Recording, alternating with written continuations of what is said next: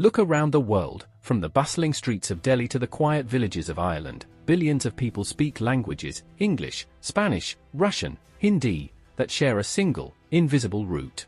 This vast, dispersed linguistic family is known as Indo-European. The sheer scale of its spread across Eurasia presents one of history's most profound unsolved puzzles. Where did the original speakers live, and how did their ancient tongue conquer half the globe? For centuries, the debate was fierce, pitting two competing theories against each other, theories that painted radically different pictures of humanity's linguistic birth. Finding the Heimat, the original homeland, became a scientific quest for identity and origin. The first major theory to capture scholarly attention was the Anatolian hypothesis, championed by archaeologist Colin Renfrew.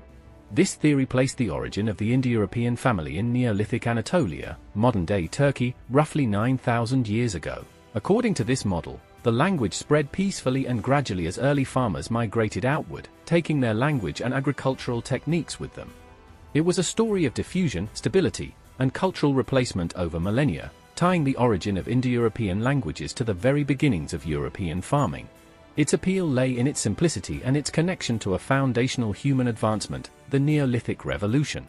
The rival theory, the Steppe Hypothesis, formalized by archaeologist Maria Gimbutas as the Kurgan Hypothesis, offered a far more dramatic narrative. This theory argued for an origin approximately 6,000 years ago among the Yamnaya culture, a mobile, pastoralist society situated on the Pontic-Caspian steppe.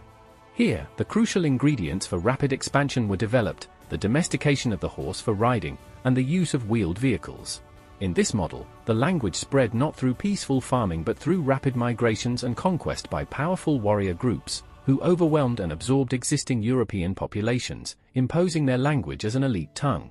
For decades, scholars were forced to weigh linguistic and archaeological clues against each other, leading to an intractable deadlock. The linguistic data often favored the steppe theory due to common words related to horses and wheels, but the archaeological dating seemed more complex.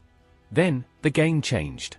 Beginning in the 2010s, massive-scale analysis of ancient DNA, aDNA, from thousands of prehistoric skeletons provided an unprecedented, independent line of evidence. The DNA results did not equivocate. The genetic markers of the Yamnaya culture, specifically the male lineage marker haplogroup R1a and R1b, showed a massive, rapid, and unmistakable migration into Europe starting around 5,000 years ago. The genetic signature of the Yamnaya migration was catastrophic for the Anatolian hypothesis. While early Anatolian farmers certainly brought agriculture and their genes into Europe thousands of years earlier, the DNA evidence demonstrated that a distinct and profound genetic turnover occurred later, coinciding perfectly with the timing and geographical spread predicted by the steppe theory. In some parts of northern and central Europe, the genetic makeup of the population was replaced by Yamnaya ancestry by as much as 75% within just a few centuries. This scale of population movement suggests not slow diffusion, but the rapid dominance characteristic of the steppe warriors.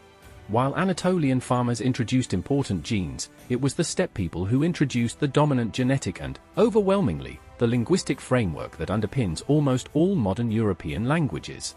The scientific consensus, bolstered by this independent genetic evidence, has now firmly shifted in favor of the Kurgan hypothesis, effectively resolving one of the most enduring historical debates of our time. The story of the Indo-European Heimat is a powerful reminder that history is not static, it is a mystery that continues to be solved with new technologies.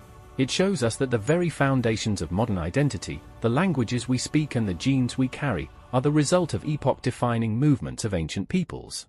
If you found this exploration into the origins of language and the scientific verdict fascinating, and you want to keep exploring how ancient DNA is rewriting human history, please hit the subscribe button below and join our community of history and science enthusiasts.